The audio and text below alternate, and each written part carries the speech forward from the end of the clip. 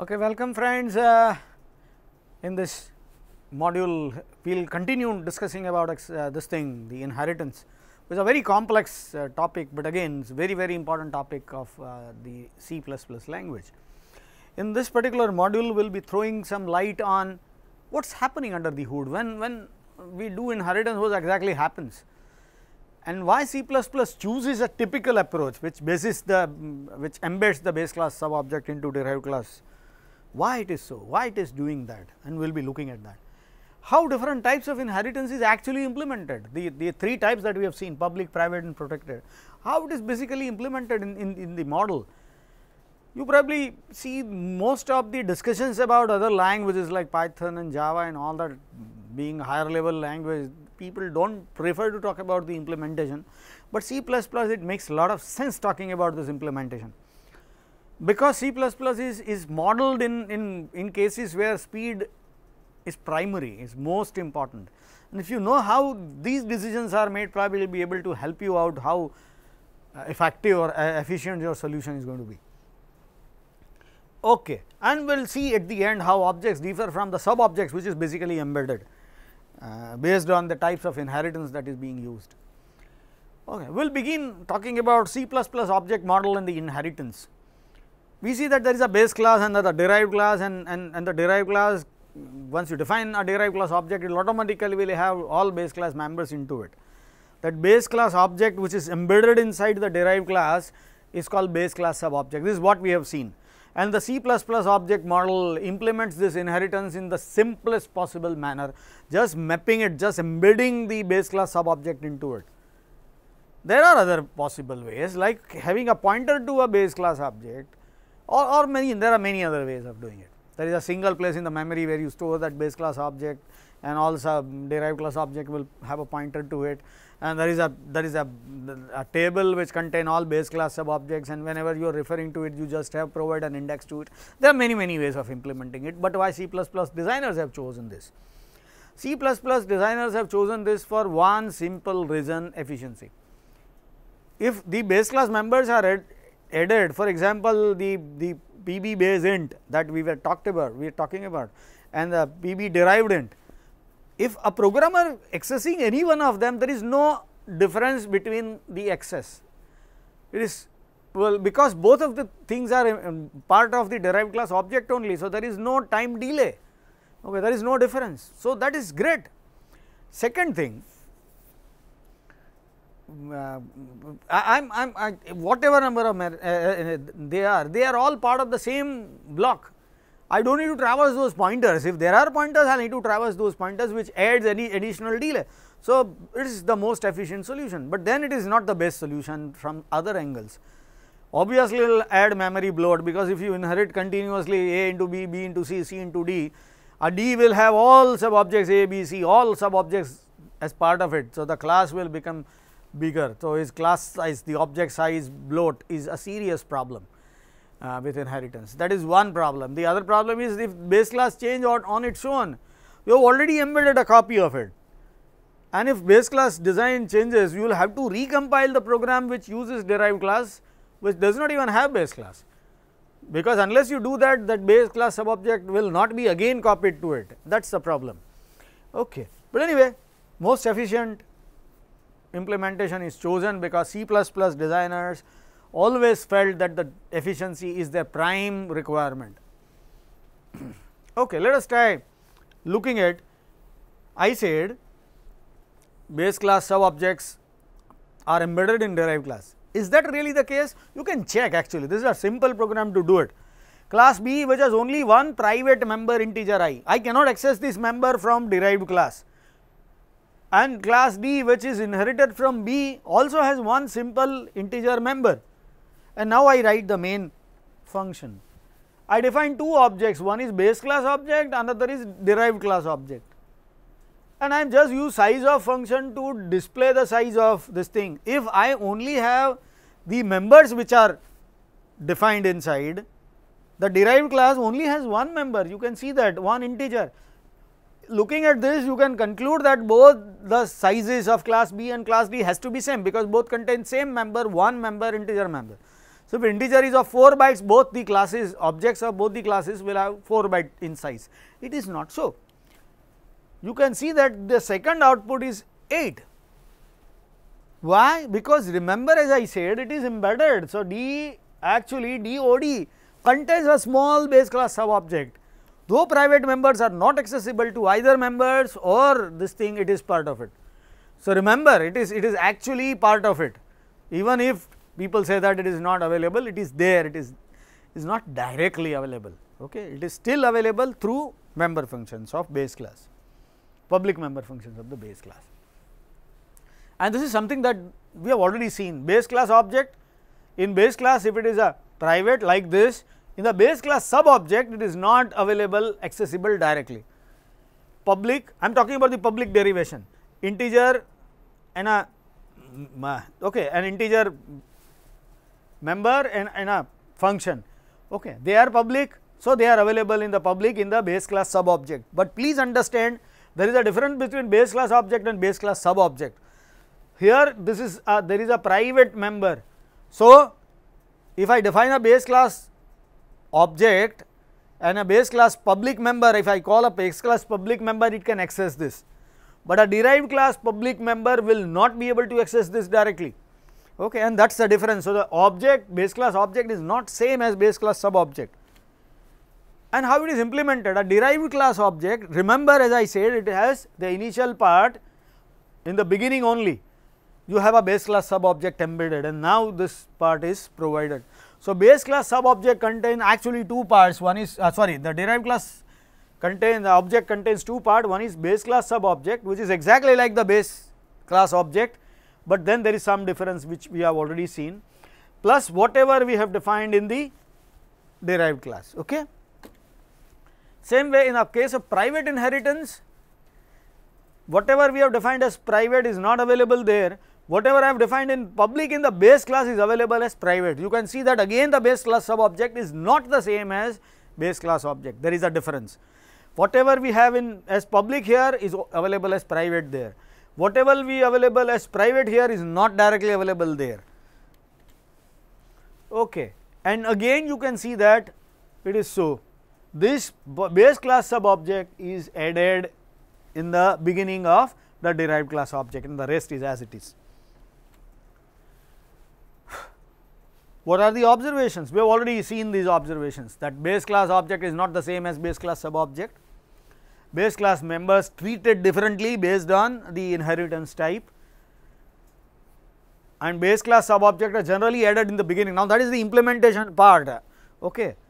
And the compilers might decide to deploy it differently, but then adding base class object in the beginning has a distinct advantage. So, normally compilers will not do it. Compilers have that freedom. Language does not specify that base class is to be sub object is to be provided in the beginning, but it is so. It is done by almost everybody. But then the compiler has to intervene, like whenever you say that derived class object OD dot something, to access that member the compiler has to find an exact offset from the beginning, and whenever you are inheriting that base class size is to be added, and if it is inheriting further, there are base class as a derived class and the further derived class, you will have to add a bigger offset and so on and so forth. And not only that, the compiler also needs to look at the effective access. Originally that member is defined as a private, but when it is privately inherited, the member is available as a private member. So, the compiler cannot treat that thing as a public member, it has to treat that thing as a private member. So, compiler will have to look at the effective access specification. Okay. So, the compiler's job becomes little difficult here. Okay. Look at this simple figure which describes that. We have three different cases: public members of the base class, private members of the base class, and productor members of the base class. Now, objects of the base and derived class, based on the type of derivation, they can access public members of the base class. Okay. They can access other members, the derived class, other members, objects will not be able to, objects will only be able to access this. All membered functions of the derived class will be able to access public members of the base class and productor members of the base class. They can still access. All member functions can do it. Okay. depending obviously if protected members and public members are inherited privately or publicly, they can still access. Okay. But then the objects can only access the public members, the final public members of the base class. If it is inherited privately, it will not, or these protected will not derived object, but otherwise it will. So, this will give you a fair idea of what the complexity is. When there is such a complexity, compiler will have to do a little more work than normal. But then this work is not enough, there is something else which is also provided by C++.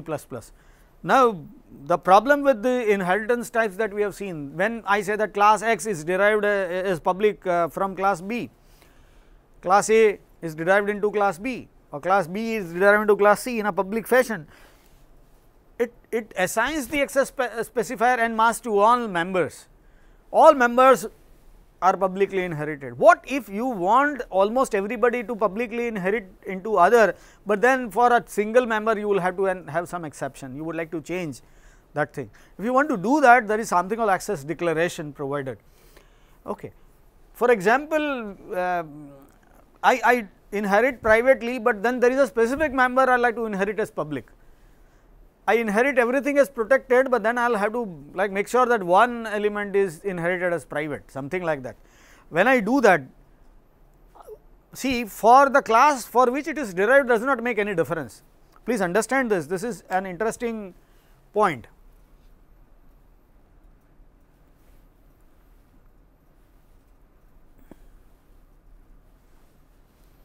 See, I am inheriting something as protected, inherit something as private. Now, when I inherit something as private, I am blocking the road for further derivation. No, because the private members will not be available to the next level. But if it is protected and I am inheriting that thing as protected, they are still available as protected in the derived class. I can go further. Now, that is the importance of, that is the important difference between these two. So, if I am doing it, I am inheriting in a protected or a public manner, but then there is a member which I am inheriting, I want to inherit as only private. What I want to do is I want this class to have access to that, this class member functions to have access to it, but then further derived class we should not be able to get them. That is the point here, that is an important thing to understand. Okay. How that is done is we will just see, but then will not overrule the original specification. If the original specification is protected, you can't make it public using access declaration. If original is private, you can't make it protected or public. But how to do it? Okay, the syntax is very simple. You say that class D is privately derived into B. B is privately derived into class D. Now, B members are available as private to the derived class, but then I have a protected section where I say that use this is a special protected int which I have defined in class B. Now, I am defining it under protected, that means though I am inheriting everything as privately, treat this thing as a protected, because I am defining it and under protected, and there is a special integer also which I am defining under public. Though these two members of the base class are inherited privately, I am specifically telling the compiler that treat this thing as a protected in the derived class, please treat this thing as a public in the derived class. When I do that, I can actually, you can see that I am playing with it. I can, okay, so I am setting this value, I can do it, and there is another, in fact, this is an older way of doing it. Older way does not require you to write using. You can still write this thing if you are using an old compiler, but if you are using a new compiler, you will have to write word using. Okay. Using word is basically about inserting this into something called a namespace. In this particular course, we will not be discussing about namespaces, but then if you want to study more about namespaces, you can look at reference one which is my own book, which has a complete chapter on namespaces, or you may read some other book which contains the information on namespaces. Okay. You can see the effect.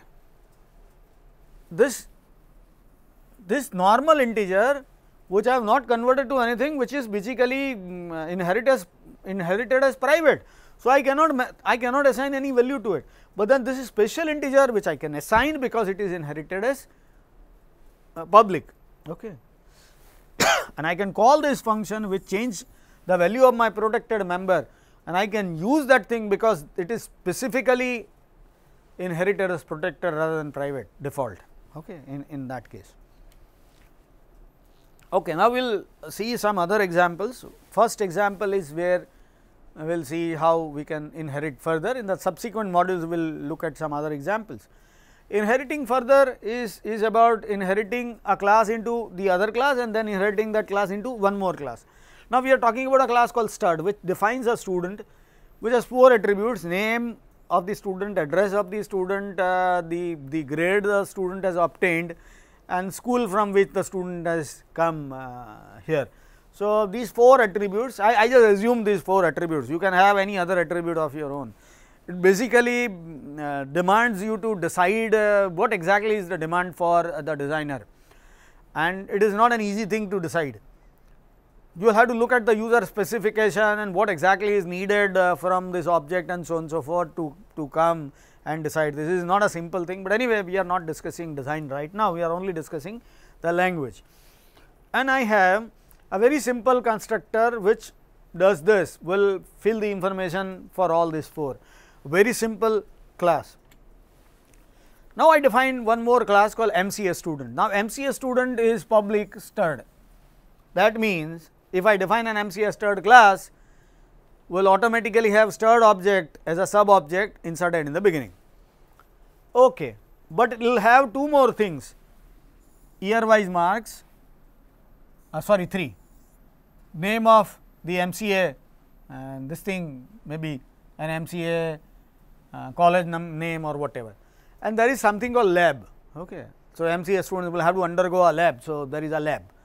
So, these 3 additional information apart from the student normal information is provided in MCA stud. So, now the constructor, you can see that I have to provide these 3 values, but additionally because I also have a student base class base sub object in additionally, I will have to provide 4 additional values, and I am going to call this immediately after this. Look at this colon and this is called MIL or member initialization. If you do not know what is this, you better read my book or any other book which describes MIL, and it is very important. You cannot assign these values inside the body of your constructor, you will have to do it outside the body using initialization, there is no other way. So, this will actually generate that small base class sub object before the actual part, and actual part is assigned here. Okay. I inherit this again. MCA stud class is inherited into GLS MCA stud class, and in this I have 3 more things added. I have information about an MCA project, I have a name of a guide, then I have 2 electives which are part of it. Okay. And I have now a huge constructor having all information about stud, information about MCA stud, and additionally whatever you need for GLS MC. And I am calling this constructor MCA stud right here with all the arguments, and we have already seen that this constructor in turn calls the stud constructor, and then we are setting these other things. Now, please understand this idea that I have a stud class and a constructor to do it. An MCA stud class will contain a stud class within. So, whenever you call MCA stud constructor, first of all will do this and then do it, and that is the reason when you define that constructor, the colon and call to stud constructor was provided. Similarly, when I am defining an GLS MCA stud class, a GLS MCA stud class will have an MCA stud class, this particular class here. So, it also contains a stud class in this. So, when you call a constructor of this, in turn which calls the constructor of this. Okay. So, that is what we are doing right now. Okay. Now, the main function. I am calling, I am defining an object called J, which is GLS MCA stud with all values, name and address and the grade and the school name. This is going to define the stud object. Then GLS MCA, okay, sorry, the MCA. So MCA will have 3 things. So they are here, and the last 3 are provided here. So you are just calling this constructor, which in turn calls MCA stud constructor, which in turn call stud constructor. So this is how you can put your inheritance into use. Okay. Now one more case of inheriting further. Sorry, this is actually a description of what we have talked about. Okay. Inheritance class is a specialization of a base class. So an MCA stud is basically stud, is an extension or a specialization of stud. Stud can be other students also, but we are talking about MCA stud here. An MCA student has one typical specialization is GLS MCA student. There may be other MCA students. So this is basically a specialization of a base class. When a class is inherited further, it adds more to the constructor. Actually, the constructor gets bigger and bigger. Constructor of the divide class needs to invoke constructors of the base class using the member initialization list, which we have already seen. The class which is inherited, the base class, provides essential basic information to the derived class which it needs otherwise as well. So if I do not have a base class, I need to do that in the derived class. Okay. So it is anyway needed. Using a base class help us, because base class is already done and we are only using that information here is already defined and used. The power is that I can use that base class elsewhere as well. Okay. Constructor gets bigger with every inheritance. Okay. Further inheritance will increase the size, and one good way is to pack all those arguments together and send them in a single pack. Other languages provide mechanisms for it. C++ in row form does not, but then there are many extensions to C++, non-standard extensions, which does that. Okay. Okay. Now it is another case. Earlier case was class A derived into class B, that derives into class C. Now it is possible that you have a single base class from which other classes are derived. The very stud class we have seen in the earlier example can also be used in this example. So the stud class inherits into an art student class, then commerce student class, and MCA stud class, which we have already seen. Okay. So that is possible. So how it is done? Every base that have a base class constructor with proper value of the case applies, okay, and the design is proper, it can help immensely. We have already talked about the advantage. Okay. So we will assume that stud class, and now we have art stud student class, which is publicly derived from stud and has 2 information here, and also have some additional information here. Okay. Here is a constructor, and like the earlier case, you will have to call this stud constructor in the beginning and assigning other values here inside this thing. Okay. For these values, you can actually use initialization list. Okay. You can do this part in the initialization here, but you can't do this part here inside the body of this class. Anyway, now we are doing the same thing which we have seen before, in inheriting stud into an MCA stud. You can see that there is no issue here. Inheriting stud into commerce student also is quite similar, but it has 2 different information, which is obviously not there in other cases. So what we are basically doing is we have a stud class, and which inherits itself into 3 different cases. So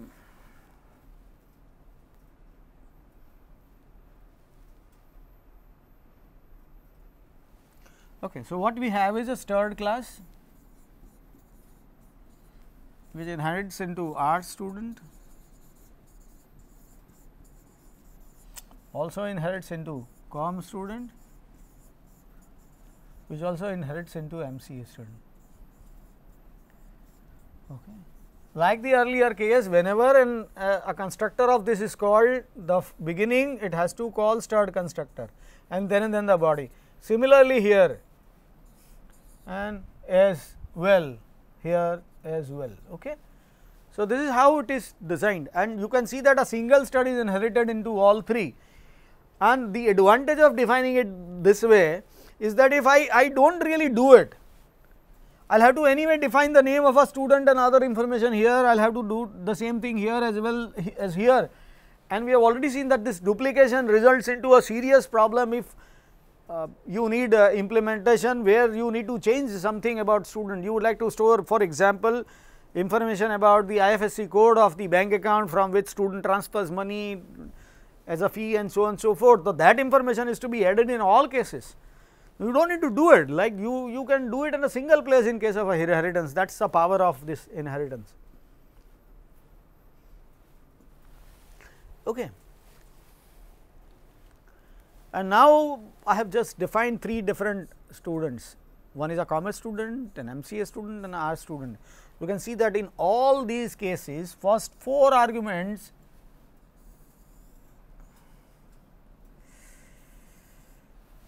define the stirred sub object, okay, and the rest arguments are all of their own. Okay. So, with this part, with this further inheritance discussion, we come to an end of this particular module. Please try to understand what we have seen. We have extended our discussion about inheritance in this. We have seen what happens if there is a public derivation, what happens if there is a private derivation, what happens there is a protected derivation. We have seen that there is a base class sub object which is added in the beginning of the derived class object, and we have seen that there is a purpose for it, and the rest of the things as it is. We have also seen 2 different examples. In one case, a stirred class is inherits into an MCA stirred class, and which again inherits into GLS MCA stirred class. In the other case, the very stirred class is inherited into art stirred, MCA stirred and commerce student class, and we have seen that in both cases the constructors are supposed to act accordingly and provide the functionality of embedding the information about the base class sub object. All base class sub object information is part of the derived class object. With that note, friends, we come to an end of this particular module. Next module will talk about the multiple inheritance and virtual inheritance, which is considered to be the complex part of inheritance itself. Okay. So, thank you all for being with us. Thank you all.